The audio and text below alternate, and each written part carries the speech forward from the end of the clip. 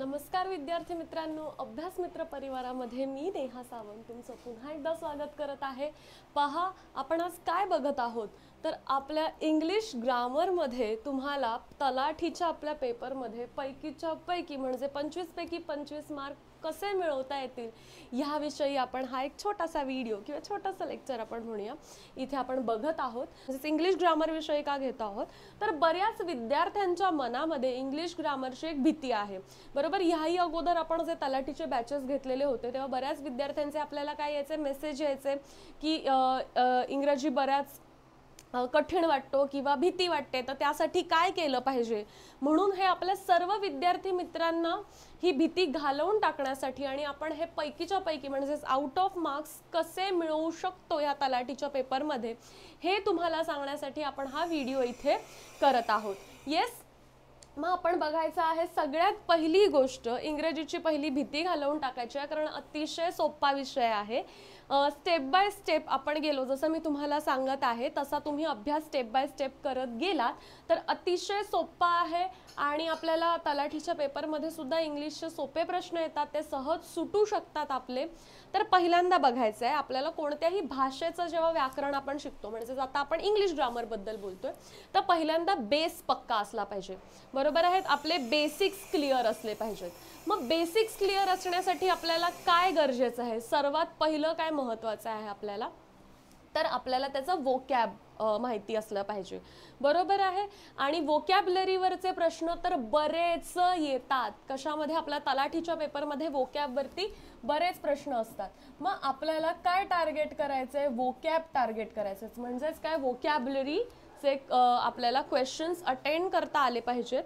मग त्याच्यासाठी तुम्ही काय करू शकता तर पहिलं वोकॅब करण्यासाठी तुम्हाला पहिली गोष्ट जर तुम्ही करू शकता तर सगळे पहिले PYQ बघून घ्यायचे, बरोबर आहे। प्रीवियस इयर क्वेश्चन पेपर जे आहेत तुम्ही पहिले सगळे बघून घ्यायचे गेले इतक्या वर्षांमधले, त्याच्यामध्येच तुम्हाला अनेक वोकॅबचे वर्ड्स मिळून जातील। बघा वोकॅब मध्ये तुम्हाला शब्दसमूहांबद्दल एक शब्द असतो, बरोबर आहे, म्हणजेच ग्रुप ऑफ वर्ड्स देतात त्याचा एक सिंगल वर्ड काय आहे हे तुम्हाला सांगायचं असतं। दुसरं काय असतं, सिमिलर असतं, अपोजिट असतं आणि त्या वर्डचं मीनिंग सुद्धा देतात आणि स्पेलिंग सुद्धा करेक्ट आहे की नाही, की which spelling is the correct spelling असं सुद्धा आपल्याला प्रश्न तिथे विचारला जातो, बरोबर आहे। मग आता ठीक आहे, तुम्ही PYQ काढून बघाल। आता ह्या PYQ चा अभ्यास कसा करायचा, बरोबर आहे। PYQ मध्ये तुम्ही समजा एखादा प्रश्न घेतलात तर नुसतं त्या प्रश्नामध्ये विचारलेला आता ह्या डॅश डॅश वर्डचं तुम्हाला समजा मीनिंग विचारलेलं आहे, बरोबर आहे। मग ह्याचं मीनिंग जेव्हा विचारलं तेव्हा तुम्हाला A, B, C आणि D असे 4 ऑप्शन्स मिळतात, बरोबर आहे। मग ह्याचं मीनिंग ह्या 4 ऑप्शन्स पैकी काहीतरी एकाचाच आन्सर असणार आहे, करेक्ट आहे। मग ते समजा आन्सर A असेल तर A चं मीनिंग सुद्धा तुम्हाला कळून गेलंय, पण B, C आणि D हे उरलेले जे 3 ऑप्शन्स आहेत त्याचं सुद्धा मीनिंग तुम्ही सर्च करून किंवा डिक्शनरीमध्ये जे वे तुम्हाला कन्व्हेन्शनल वे तुम्हाला इझी पडत आहे, तुम्हाला जे काही सोयीस्कर आहे, ठीक आहे, सर्च करून इझी पडत आहे, डिक्शनरी बघून इझी पडत आहे, तुमच्यावरती जे तुम्हाला सोयीस्कर आहे त्यांनी ह्याचे अर्थ बघून घ्यायचे, ठीक आहे, आणि लिहून ठेवायचे आपल्या ह्याच्यात। कारण PYQ मध्ये आलेले जे आपले वर्ड्स आहेत ते खूप महत्त्वाचे आहेत, का कारण तुम्ही बघितलेत PYQ काढून तर तुम्हाला कळेल की कधी कधी आता तेच प्रश्न जरी रिपीट नाही झाले तरी कधी कधी ऑप्शन मध्ये आलेले हे जे शब्द आहेत, बरोबर, ऑप्शन मध्ये आलेले हे जे वर्ड्स आहेत त्याचे मीनिंग कधी कधी पुढच्या वर्षाला किंवा त्याच्या पुढच्या वर्षाच्या पेपरमध्ये विचारलेले आपल्याला दिसतात। त्यामुळे वोकॅबचा पहिला तुम्ही काय करणार आहात तर PYQ काढणार आहात आणि PYQ मधल्या प्रत्येक प्रश्नाचा तुम्ही मीनिंग पाहणारच आहात, कारण तो प्रश्न सॉल्व्ह करायचा आहे, पण त्याचबरोबर त्यांच्या ऑप्शन मध्ये आलेल्या सुद्धा शब्दांचे अर्थ तुम्ही शोधून काढणार आहात। येस, हा झाला आपला पहिला भाग। आता दुसरा वोकॅबचा भाग तुम्ही काय करणार तर बघा अगदी साधी सोपी गोष्ट आहे। रोज 5 वर्ड्स आपण काय करायचे आहेत डिक्शनरी मधून रॅन्डमली शोधून काढायचे। डिक्शनरी पकडली, रॅन्डमली 5 डिक्शनरी ओपन करून ह्या पानावरचा हा शब्द बंद केली, परत रॅन्डमली ओपन केली, मग दुसरा शब्द, असे 5 शब्द आपण रोज डिक्शनरीतून शोधून काढले, ठीक आहे, रॅन्डमली काढले निवडून। त्याचा आपण काय बघायचंय, मीनिंग बघायची आहे. त्या 5 वर्ड्सचे मीनिंग बघणार आपण. त्याच्यानंतर त्या 5 वर्ड्सचे आपण स्पेलिंग्स नीट बघणार आहोत.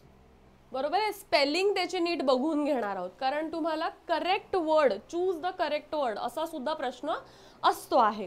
त्यामुळे तुम्हाला स्पेलिंग माहिती असणं सुद्धा गरजेचं आहे. स्पेलिंग बघितल्यानंतर त्या 5 शब्दांचे आपल्याला 5 काय मिळणार, सिमिलर वर्ड्स मिळतील. सिमिलर वर्ड्स तुम्हाला बरेच मिळतील, पण ॲटलिस्ट 5 तरी लक्षात ठेवायचे त्याच्यातले. प्रत्येक शब्दाचे अनेक सिमिलर वर्ड्स असतात, बरोबर आहेत, म्हणजे सिनॉनिम्स. सिमिलर वर्ड्स आणि सिनॉनिम्स मध्ये पण तुम्हाला सांगते, सिनॉनिम्स म्हणजे अगदी सरळ अर्थ जो असतो, शब्दशः जो अर्थ असणार आहे त्याला आपण सिनॉनिम्स म्हणणार. आणि सिमिलर वर्ड्स म्हणजे जवळपासचे शब्द असतात ते. ह्यासाठी मात्र तुम्हाला डिक्शनरीपेक्षा जास्त जर काय उपयुक्त पडेल तर गुगल सर्च तुम्हाला इथे उपयुक्त पडणार आहे, किंवा डिजिटल डिक्शनरी तुम्हाला इथे उपयुक्त पडणार आहे. त्याच्यानंतर जे 5 आहेत आपण काय करणार आहोत, अपोजिट वर्ड हे करणार आहोत, बघणार आहोत. म्हणजे 5 सिमिलर वर्ड्स आणि 5 अपोजिट वर्ड्स. म्हणजे तुमचे एका दिवसाला किती होतात, एका दिवसाला तुमचे 15 वर्ड्स होऊन जातात विथ स्पेलिंग्स आणि मीनिंग. बरोबर आहे. या सगळ्याला तुम्हाला दिवसातला किती वेळ द्यावा लागणार, 15 मिनिटं. बरोबर आहे, दिवसाला रोज दिवसाचे 15 मिनिटं देऊन तुमचं वोकॅब इथे खूप वाढतं. बरोबर आहे. तुम्हाला त्याचा आयडिया नसेल की आपल्याला अरे रोज फक्त 5 वर्ड्स करायचे आहेत, त्याचे सिनॉनिम, त्याचे अँटॉनिम्स, म्हणजे दिवसाला फक्त 15 शब्द. पण विचार करा, रोज 15 साठतायत, प्लस तुम्ही PYQ करताय, PYQचे हे प्रश्न करताय. मग इथे आपला वोकॅब हा पार्ट जो आहे हा आपल्याला क्लिअर होऊन जातो. बरोबर आहे. आता स्पेलिंग्स करायचे असं मी तुम्हाला सांगितलं. स्पेलिंग्स म्हणजे स्पेलिंग्स पाठ करायचे का, नाही. बघा, आपण जेव्हा लिहितो तेव्हा एखाद्या वर्डचं स्पेलिंग आपण चुकीचं लिहिलं. आता समजा ब्रिज हा वर्ड आहे, ठीक आहे, ब्रिजचं स्पेलिंग हे असं आहे, ठीक आहे, ब्रिजचं स्पेलिंग हे असं आहे, त्याच्यामध्ये हा डी सायलेंट येतो. बरोबर आहे, आपण डी बोलत नाही, ब्रिडगे बोलतो का, आपण नाही बोलत, ब्रिज बोलतो. बरोबर आहे. मग हा जेव्हा डी सायलेंट येतो तेव्हा समजा मला ब्रिज लिहायला सांगितलं आणि मी ब्रिज हा शब्द असा लिहिला, तर जर मी तो रोज माझ्या नजरेखालून जात असेल तो शब्द, किंवा माझ्या नजरेखालून पहिला गेलेला असेल, तर मला कळणार की हा रॉंग आहे. मग आपल्या नजरेला त्या शब्दाची सवय होत असते. बरोबर आहे. त्यामुळे कधी कधी त्या शब्दाची बघून इतकी सवय होते की आपल्याला ऑप्शनमधून लगेच कळतो की हा शब्द बरोबर आहे. येस, त्याच्यामुळे तुम्हाला सारखं डिक्शनरी किंवा गुगल वरती सर्च करणं किंवा डिजिटल डिक्शनरी याचा वापर सुद्धा करायचा आहे आणि PYQचा सुद्धा अभ्यास करायचा आहे. सो एक गोष्ट आपली क्लिअर झालेली आहे, आपलं वोकॅब क्लिअर झालेला आहे. ठीक आहे, वोकॅब हा टॉपिक आपण क्लिअर केला आणि तलाठीच्या पेपरमध्ये वोकॅब वरती भरपूर प्रश्न येतात. बरोबर, त्यामुळे हा एक सेक्शन आपण इथे क्लिअर केलेला आहे. आता इथे बघायचं आहे सेकंड सेक्शन जो आहे तो तुम्हाला व्यवस्थित माहिती असलं पाहिजे. चला, पहिला आपला सेक्शन बघितला आपण वोकॅब. सेकंड सेक्शन तुम्हाला माहिती असलं पाहिजे ते म्हणजे टेन्स. ठीक आहे, सर्व वाक्य रचना आपली कशावर अवलंबून असते ते म्हणजे टेन्स. टेन्स म्हणजेच काय, आपला काळ. बरोबर आहे. हे 12च्या 12 टेन्स तुम्हाला माहिती पाहिजे. बरोबर आहे. 3 मुख्य टेन्स, प्रत्येकाचे 4 जे सबटाइप्स होतात ते, म्हणजे 3 4 12. हे जे 12 टेन्सचे प्रकार आहेत ते सगळे तुम्हाला माहिती पाहिजे. त्यामुळे टेन्सचा अभ्यास आपल्याला इथे क्लिअर करायचा आहे. ठीक आहे. त्याच्यानंतर टेन्स नंतर जर तुम्हाला कुठल्या गोष्टीचा मध्ये लक्ष घालायचं असेल ते म्हणजे सिंग्युलर आणि प्लुरल. सिंग्युलर अँड प्लुरल किंवा प्लुरल. ठीक आहे, ह्या गोष्टी. आता हे इतकं महत्त्वाचं का आहे, तर ह्याच्यामध्ये वाक्य रचना आपल्याला ह्या गोष्टींमुळे बऱ्याचदा चुकते. म्हणजे काय आहे, तर त्या वाक्यातला सब्जेक्ट सिंग्युलर असेल तर आपल्याला त्याच्या पुढे वापरावं लागणारं जे हेल्पिंग वर्ब असतं ते सिंग्युलर वापरायचं असतं. सब्जेक्ट प्लुरल असेल तर मग हेल्पिंग वर्ब प्लुरल असतं. बरोबर आहे. मग हे सब्जेक्ट वर्ब ॲग्रीमेंट जो आहे, म्हणजे सब्जेक्ट आणि वर्ब ॲग्रीमेंट म्हणजे काय आहे, जसा सब्जेक्ट आपला चालतो, जसा कर्ता आपला चालतो, त्याचप्रमाणे आपलं क्रियापद चालत असतं. बरोबर आहे. त्यामुळे सब्जेक्ट वर्ब ॲग्रीमेंट ही जी गोष्ट आपली आहे ह्या दोन गोष्टींवरती अवलंबून असते, बरोबर आहे. टेन्स आणि सिंग्युलॅरिटी प्लुरॅलिटी, बरोबर आहे, सिंग्युलर आणि प्लुरल. त्यामुळे हे दोन घटक तुम्हाला व्यवस्थित माहिती हवेत, तेव्हाच आपण सब्जेक्ट आणि वर्ब ॲग्रीमेंट व्यवस्थित करू शकतो. म्हणजेच काय तर वाक्य रचना आपण व्यवस्थित करू शकतो, बरोबर आहे. मग अशावरती सुद्धा आपल्याला प्रश्न येतात की गाळलेल्या जागेमध्ये योग्य हेल्पिंग वर्ब टाकायचं असतंय आपल्याला, बरोबर आहे, किंवा वाक्य कुठलं वाक्य बरोबर आहे किंवा रॉंग आहे हे आपल्याला इथे बघायचं असतं. येस, मग त्याच्यामध्येच आपल्याला काही गोष्टी अजून महत्त्वाच्या आहेत, त्या म्हणजे नाऊन, बरोबर आहे. वर्ब तर ऑफकोर्स टेन्स मध्ये तर वर्ब आपल्याला महत्वाचा आहे. नाऊन, प्रोनाऊन, येस, ॲडजेक्टिव्ह, ह्याचा सुद्धा आपल्याला समावेश होतो सब्जेक्ट वर्ब ॲग्रीमेंटसाठी. का बरं? तर प्रोनाऊन मध्ये आपल्याला एक माहिती आहे की प्रोनाऊन जेव्हा आपण वापरतो तेव्हा सब्जेक्टिव्ह केस वेगळी असते, ऑब्जेक्टिव्ह केस वेगळी असते, बरोबर आहे. म्हणजे एक प्रोनाऊन जेव्हा आपण सब्जेक्टच्या जागी वापरतो तेव्हा ते वेगळ्या स्वरूपात वापरतो. फॉर एक्झाम्पल, समजा ही असेल, बरोबर आहे, तर सब्जेक्ट म्हणून आपण एखाद्या मुलाबद्दल बोलायचं असेल तर आपण ही बोलतो. कर्म म्हणजेच ऑब्जेक्ट म्हणून एखाद्या मुलाबद्दल बोलायचं असेल तर आपण त्याला काय बोलतो? हिम बोलतो, बरोबर आहे. त्यामुळे आपल्याला ह्या तीन घटकांचा, सगळेच पार्ट्स ऑफ स्पीचचा अभ्यास ॲक्च्युली इम्पॉर्टंट आहे, पण ह्या तीन घटकांचा वापर आपल्याला कशासाठी होत असतो? तर आपल्याला सब्जेक्ट वर्ब ॲग्रीमेंटसाठी होत असतो. त्याच्यानंतर जर सगळ्यात काही महत्त्वाचं आपल्याला पार्ट्स ऑफ स्पीच मधलं असेल तर कंजंक्शन असतं. कंजंक्शन हा टॉपिक आपल्याला एकदम व्यवस्थित करायचा आहे. का कंजंक्शन व्यवस्थित करायचं आहे इथे बघून घ्या. कारण कंजंक्शन नीट केल्यावरती आपल्याला टाइप्स ऑफ सेंटेन्स हा टॉपिक क्लिअर होणार आहे. काय क्लिअर होणार आहे? Types of sentence. आणि त्याच्यानंतर दुसरा टॉपिक काय क्लिअर होतो? क्लॉजेस हा टॉपिक क्लिअर होतो. कोणता टॉपिक? क्लॉजेस. ठीक आहे. मग हे दोन टॉपिक आपल्याला कंजंक्शन या टॉपिक वरून समजतात, त्यामुळे हे सुद्धा व्यवस्थित केलं पाहिजे. आता ह्या व्यतिरिक्त आपल्याला इंग्लिश ग्रामरचे सगळेच टॉपिक आपल्या बॅचमध्ये शिकायचे आहेत, पण आपल्या परीक्षेच्या दृष्टीने कोणते टॉपिक अजिबातच आपण ओमिट नाही केले पाहिजेत. म्हणजे आता मी जे तुम्हाला टॉपिक देते ते अजिबात सोडायचं नाहीये, ते 100% आपल्याला एक्झामला करायचं आहे. जर हे टॉपिक केले तर आपण व्यवस्थित आउट ऑफ मार्क्स मिळवू शकतो.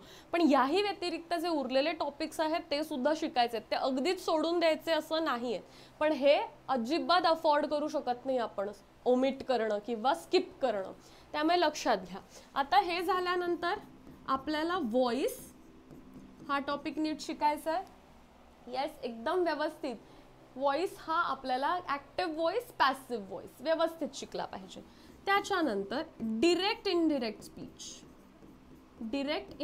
स्पीच हा एक टॉपिक आपल्याला व्यवस्थित करायचा आहे. येस, मग अजून काय आपल्याला क्वेश्चन्स येतात? क्वेश्चन टॅग वरती आपल्याला क्वेश्चन येतात. Question tag. येस, आणि सगळ्यात इथे अजून महत्त्वाचं येतं ते म्हणजे फिगर ऑफ स्पीच वरती सुद्धा आपल्याला बरेचसे प्रश्न इथे विचारले जातात. आता हे काही तुम्हाला असे टॉपिक्स मी दिलेले आहेत की जे अजिबात एक्झामला स्किप करायचे नाहीत. लक्षात घ्या, याच्यातला एकही टॉपिक आपल्याला स्किप करायचा नाही आहे. ठीक आहे. मग आपण इथे पुन्हा एकदा बघा की पहिला आपलं वोकॅब क्लिअर असला पाहिजे, वोकॅबलरी क्लिअर असला पाहिजे, कारण त्याच्यावरती आपल्याला बरेच प्रश्न विचारले जातात. आता हे वोकॅब कसं क्लिअर करायचं डिटेलमध्ये मी तुम्हाला सांगितलेलं आहे. मग बघा, टेन्स आपल्याला बघायचे आहेत, म्हणजेच काळ बघायचा आहे. मग सिंग्युलॅरिटी प्लुरॅलिटी म्हणजे सिंग्युलर प्लुरल हे आपल्याला माहिती असलं पाहिजे. नाऊन, प्रोनाऊन, ॲडजेक्टिव्ह हे महत्त्वाचं आहे, बरोबर आहे. वर्ब तर आहे जो टेन्समध्ये येऊन जातो. याही व्यतिरिक्त आपलं जे ॲडवर्ब वगैरे आहेत हे सर्व इम्पॉर्टंट आहेत, पण हे अतिशय इम्पॉर्टंट असलेले टॉपिक आहे. त्याच्यानंतर कंजंक्शन आपलं झालं पाहिजे, कारण टाइप्स ऑफ सेंटेन्स आणि क्लॉजेस सारखे दोन टॉपिक्स त्याच्यामध्ये आपल्याला समजतात, कारण कंजंक्शन झाल्याशिवाय हे दोन टॉपिक्स आपल्याला समजणार नाही आणि ह्याच्यावरती प्रश्न विचारले जातात. ठीक आहे. मग व्हॉइस करायचा आहे, डिरेक्ट इनडिरेक्ट स्पीच करायचा आहे, क्वेश्चन टॅग करायचा आहे आणि फिगर्स ऑफ स्पीच आपल्याला करायचं इथे आहे. हे टॉपिक अजिबात स्किप न करता ह्यासोबत इंग्रजीचे अजून काही टॉपिक्स आहेत हे सुद्धा आपण इथे करणारच आहोत. आणि हे सर्व व्यवस्थित केल्यावरती ह्या सगळ्याला जोड कशाची असली पाहिजे, तर ह्या सगळ्याला जोड असली पाहिजे PYQ ची, म्हणजेच प्रिव्हियस इयर क्वेश्चन्स तुमचे सगळे सॉल्व्ह झालेले असले पाहिजेत. येस, मग ह्याचा आपण काय घेणार आहोत, इथे 7 घेणार आहोत. हे सगळे टॉपिक आपण शिकणार आहोत. याही व्यतिरिक्त मी ते परत सांगते, याही व्यतिरिक्त जे उरलेले टॉपिक्स आहेत ते सुद्धा आपण इथे शिकणार आहोत. पण हे अनस्किपेबल असं आपण इथे म्हणू शकतो, बरोबर आहे, जे आपण अजिबातच स्किप करू शकत नाही असे हे टॉपिक्स इथे आहेत. आणि हे व्यवस्थित आपल्याला आपण केले तर आपल्याला आउट ऑफ मार्क्स नक्कीच मिळू शकतात. येस, मग आपण इथे सर्व पाहिलेलं आहे. चला, मग आजचं आपलं हे लेक्चर इथेच, मी लेक्चर म्हणण्यापेक्षा आपला हा छोटासा व्हिडिओ मी इथेच थांबवते आहे. आपण सर्वजण भेटणारच आहोत तलाठीच्या बॅचमध्ये.